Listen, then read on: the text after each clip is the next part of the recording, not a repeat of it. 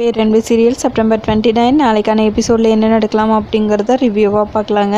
Shanmathi office போகிறதுக்காக வேணுங்கிற things எல்லாம் எடுத்து வச்சிட்ருக்காங்க. அப்போ ரொம்ப டென்ஷனாக ஏன் தான் இப்படி நடக்குதோ, நம்ம ஆஃபீஸ் போகிற டைமில் தான் இப்படியெல்லாம் ஆகணுமா அப்படின்னு புலம்பிக்கிட்டே எல்லாத்தையும் எடுத்து வச்சிட்ருக்காங்க. அதுக்கப்புறம் ட்ரெஸ் எடுத்துகிட்டு வந்து அயன் பண்ணலான்னு சொல்லிட்டு அயன் பண்ணிகிட்ருக்காங்க.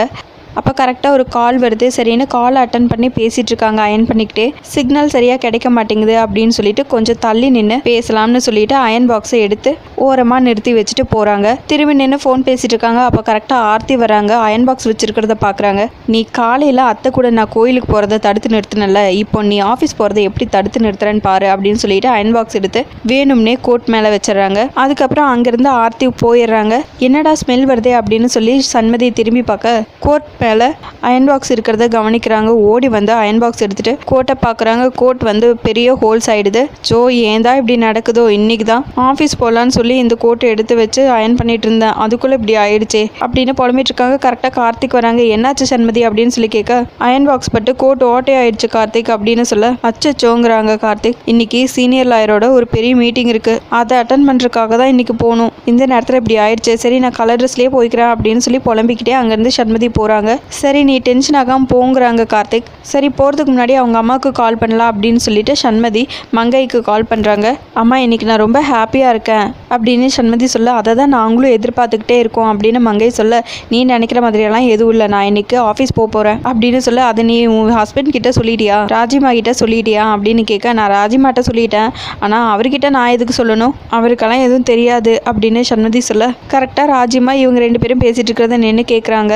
ஆமாம், ஆனால் ஒரு சின்ன விஷயம், சென்டிமெண்ட்டாக அப்பா ஃபஸ்ட்டு எனக்காக ஒரு கோட் வாங்கி கொடுத்தாங்கல்ல, அந்த கோட் மேலே தெரியாமல் அயன் பாக்ஸ் பட்டு அது ஓட்டை ஆயிடுச்சுமா, இந்த விஷயத்த தயவு செஞ்சு அப்பா கிட்ட சொல்லிடாத, அவர் என்னை விட சென்டிமெண்ட் பார்க்குறவர், அதுக்கப்புறம் என்னோடய கோட்டையெல்லாம் கொஞ்சம் எடுத்துவே நான் வந்து வாங்கிக்கிறேன் அப்படின்னு சண்மதி சொல்ல, சரிங்கிறாங்க மங்கை. இது எல்லாத்தையும் கேட்டுட்டு ராஜிமா அங்கேருந்து போயிடுறாங்க. முன்னாடியே சண்மதியும் ஃபோனை கட் பண்ணிவிட்டு அங்கேருந்து போகிறாங்க. அப்போ ராஜிமாவும் வாசன் ரெண்டு பேரும் உட்காந்து பேசிகிட்டு இருக்காங்க. சரி ராஜிமா நான் கிளம்புறேன், நீங்கள் கரெக்டாக டேப்லெட் எல்லாம் சாப்பிட்ருங்க, அதுக்கப்புறம் உங்களுக்காக சாலட் எல்லாம் பண்ணி வச்சுருக்கேன், அதையும் சாப்பிட்ருங்க. திரும்பவும் நான் போனதுக்கப்புறமா கம்பெனி வேலை அது இதுன்னு சொல்லிட்டு ஃபோன் பண்ணுறதோ ஃபோன் பேசுகிறதோ இதெல்லாம் எதுவுமே இருக்கக்கூடாது. நான் அப்பப்போ அங்கிளுக்கு கால் பண்ணி விசாரிச்சுட்டே இருப்பேன், கரெக்டாக டேப்லெட் சாப்பிட்டு நல்லா ரெஸ்ட் எடுங்க அப்படின்னு சண்மதி சொல்ல, சரி சண்மதி நாங்கள் எல்லாரும் இருக்கோம்ல, நாங்கள் பார்த்துக்குறோம் அப்படின்னு வாசன் சொல்ல, சரி நான் கிளம்புறேன் அப்படின்னு சொல்லிட்டு சண்மதி அங்கேருந்து கிளம்புறாங்க. கார்த்திக் வேணா ட்ராப் பண்ண சொல்லட்டுமா அப்படின்னு சொல்லி கேட்க, இல்லை ராஜிமா என்னோட ஸ்கூட்டி இருக்குல்ல அதுலேயே நான் போய்க்கிறேங்கிறாங்க.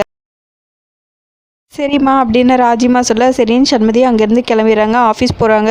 என்ன சண்மதி இவ்வளோ நாள் ஆயிடுச்சு அப்படின்னு அவங்க ஃப்ரெண்ட்ஸ் எல்லாம் கிண்டல் பண்ணிகிட்ருக்க, அதெல்லாம் விடுங்க, இப்போது சார் எங்கே இருக்காரு அப்படின்னு சொல்லி கேட்க, சார் உள்ளதாக இருக்காரு அப்படின்னு சொல்ல போய் அவங்க சீனியர் லாயரை பார்க்குறாங்க. பரவாயில்லையே சண்மதி, ஒரு மாதம் லீவில் நீ இருந்ததால் இனிமேல் எங்கே வருவியோ வரமாட்டியோன்னு நினச்சோம், பரவாயில்ல நீ கரெக்டாக வந்துட்ட அப்படின்னு சொல்ல, அது எப்படி சார் வராமல் இருப்பேன் அப்படின்னு சண்மதி சொல்ல, சரிம்மா இப்போ நம்ம 11 மணிக்கு ஒரு இம்பார்ட்டண்ட்டான மீட்டிங்க்கு போக வேண்டியது இருக்குது, நீ அதுக்கு தேவையான ஃபைல்ஸ் எல்லாம் எடுத்துவே அப்படின்னு சொல்ல, சரிங்க சார் அப்படின்னு சொல்லிட்டு சண்மதி அங்கேருந்து போய் அவங்க பிளேஸில் உட்காந்து தேவையான எல்லா ஃபைல்ஸையும் எடுத்து வச்சுட்ருக்காங்க. அதுக்கப்புறம் சீனியர் லாயர் அங்கே போகிறாங்க. என்னம்மா எல்லாம் ரெடியா அப்படின்னு சொல்லி கேட்க, ரெடி சார் அப்படின்னு சண்மதி சொல்ல, சரிம்மா எங்கே யூனிஃபார்மை போட்டுட்டு வாமா, டைம் ஆச்சு கிளம்பலாம் அப்படின்னு சொல்ல, சார் என்னோட கோட்டில் அப்படின்னு சொல்லிட்டு நடந்த எல்லா விஷயத்தையும் அவர்கிட்ட சொல்கிறாங்க.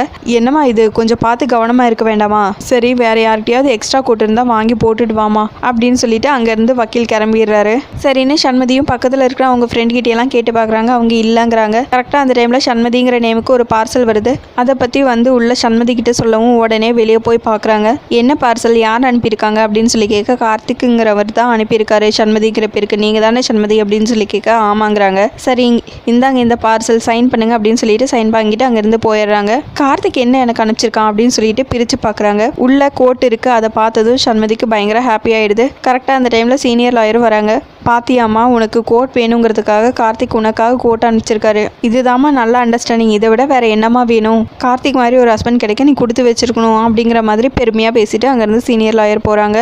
அடுத்ததான் சண்மதியும் வேலையெல்லாம் முடிச்சு வீட்டுக்கு வராங்க. அப்போ வாசன் மட்டும் ஹாலில் உட்காந்துட்டு இருக்காங்க.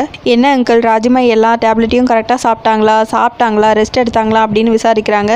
அதெல்லாம் நீ வந்து கேட்குவேங்கிற பயத்தாலேயே எல்லாத்தையும் கரெக்டாக பண்ணிட்டாமா, ஆஃபீஸ்லேருந்து நீ சீக்கிரமாக வந்துடுவேன்னு நினச்சா, ஆனால் இவ்வளோ லேட் ஆகுமா, சரிம்மா நீ போய் ஃப்ரெஷ்ஷப் ஆகு அப்படின்னு வாசன் சொல்ல, சரிங்க அங்கிள் அப்படின்னு சொல்லிட்டு சண்மதி அங்கேருந்து போகிறாங்க.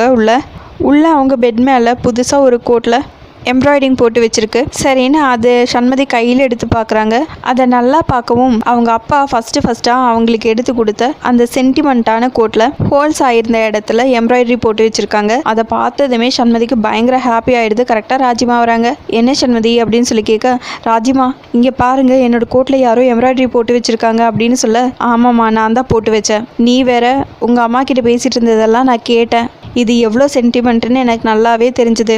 ஒருத்தவங்களுக்கு ஒரு பொருள் பிடிச்சிருந்து அதில் ஏதாச்சும் ஒரு பிரச்சனை ஆயிடுச்சுன்னா அது எந்த அளவுக்கு கஷ்டமாக இருக்கும்னு எனக்கு நல்லா புரிஞ்சுதுமா. அதனால தான் நானே எம்ப்ராய்டரி போட்டு வச்சேன் அப்படின்னு ராஜிமா சொல்ல, உங்களுக்கு எதுக்கு தேவையில்லாமல் சிரமங்கிறாங்க? அதெல்லாம் ஒன்றும் இல்லைம்மா, நான் சும்மா தானே இருக்கேன், அதனால தான் இதெல்லாம் போட்டு வச்சேன். சரிம்மா நீயும் சாப்பிட்டுட்டு ரெஸ்ட் எடு அப்படின்னு சொல்லிட்டு ராஜிமா அங்கேருந்து போயிடுறாங்க. அப்போ கரெக்டாக மங்கை கால் பண்ணுறாங்க சண்மதிக்கு. அவங்க எடுக்க மறந்துடுறாங்க போல். அதுக்கப்புறம் திரும்பவும் சண்மதி அவங்க அம்மாவுக்கு கால் பண்ணி, அம்மா கால் பண்ணியிருந்தீங்களா அப்படின்னு சொல்லி கேட்க, ஆமாங்கிறாங்க மங்கையும். இல்லைம்மா நான் வரவே லேட் ஆயிடுச்சு, அதான் ஃப்ரெஷ்ஷப் ஆகலான்னு சொல்லி போயிருந்தேன், இப்போ தான் வந்து பார்த்தேன். சொல்லுங்கம்மா என்ன விஷயம் அப்படின்னு சொல்லி கேட்க, இல்லை நீ வேலை முடிச்சு இங்கே வந்துட்டு போவேன்னு நினச்சேன், நீ வரல, அதான் சரின்னு கால் பண்ணேன் அப்படின்னு மங்கை சொல்ல, இல்லைம்மா வரவே கொஞ்சம் லேட் ஆயிடுச்சு, அதனால தான் நேராக இங்கேயே வந்துட்டேன். அது மட்டும் இல்லாமல் நாளைக்கு காலையில் கூட கொஞ்சம் நேரத்துலேயே போகணும். சரி விடுங்க, இப்போ ராஜிமாவோட உடம்பு வேற கொஞ்சம் கொஞ்சமாக தேடிட்டு வருது. இன்னொரு 4-5 நாளில் நானே நம்ம வீட்டுக்கு வந்துடுவேன் என்னோட திங்ஸ் எல்லாத்தையும் எடுத்துக்கிட்டு. அதுக்குள்ளே வராட்டி என்ன அப்படின்னு சண்மதி சொல்ல, மங்கை அப்படியே ஷாக் ஆயிடுறாங்க. இந்த விஷயத்த உடனே ஐயப்பன் பாண்டியன் கிட்டேயும் சொல்கிறாங்க மங்கை. அதை கேட்டு, நான் இதை பற்றி சண்மதி கிட்டே பேசுகிறேம்மா அப்படின்னு சொல்லிட்டு இருக்க, இன்னும் அவன் மனசு கொஞ்சம் கூட மாறவே இல்லைங்க. நான் கூட கொஞ்சம் கொஞ்சமாக மாறி அவன் இனிமேல் சந்தோஷமாக அவன் மாமியார் வீட்டில் இருப்பான்னு நினச்சா இவ இப்படி சொல்லிட்டு இருக்காளே அப்படின்னு ரொம்ப ஃபீல் பண்ணிட்டு இருக்காங்க. விடுமா நான் பேசிக்கிறேன் அப்படின்னு ஐயப்பன் பாண்டியன் சொல்லிட்டு இருக்க, அவன் முடிவில் எந்த தப்பும் இல்லையேங்கிறாங்க அருண். அவள் வாழ்க்கையில் என்ன முடிவு எடுக்கணும்னு அவளுக்கு தெரியாதா அப்படின்னு இன்னொரு பக்கம் பவானியும் சொல்லிட்டு இருக்காங்க. அடுத்ததாக கார்த்திக் வந்து சண்மதியோட ரூமுக்கு வராங்க. சரி இந்தா கார்த்திக் அப்படின்னு சொல்லிட்டு கொஞ்சம் பணத்தை கொண்டு வந்து கார்த்திக் கிட்ட கொடுக்குறாங்க. எதுக்கு அப்படின்னு சொல்லி கேட்க, நீ தான் எனக்கு கோட் வாங்கி அனுப்பியிருப்பேன்னு தெரியும், ஏன்னா நீ தான் அப்போ என் கூடவே இருந்தது. சரி இந்த பணம் அப்படின்னு சொல்லிட்டு பணத்தை கொடுக்குறாங்க. கார்த்திக்கும் சரின்னு அந்த பணத்தை வாங்கி எண்ணி பார்க்குறாங்க. கரெக்டாக இருக்கா அப்படின்னு சொல்லி கேட்க, இல்லை டெலிவரி சார்ஜ் 150 ரூபா, அப்புறம் அந்த கொண்டு வந்து கொடுத்தாங்களே அவருக்கு ஒரு 30 ரூபா, இதெல்லாம் எக்ஸ்ட்ராவாக இருக்குது அப்படின்னு கார்த்திக் சொல்ல, இங்கே பாரு கார்த்திக், அதெல்லாம் என் கணக்கில் இல்லை, கோட்டுக்கான காசு 1500 ரூபா, அது கரெக்டாக இருக்குல்ல அப்படின்னு சொல்லிட்டு அங்கேருந்து சண்மதி போயிடுறாங்க. கார்த்திக் அப்படியே மனசுக்குள்ளேயே சிரிச்சுக்கிறாங்க. அதோட எபிசோடு முடிச்சிருக்காங்க. உங்களுக்கு இந்த வீடியோ பிடிச்சிருந்ததுன்னா நம்ம சேனல் லைக் பண்ணி சப்ஸ்கிரைப் பண்ணுங்கள். தேங்க்யூ.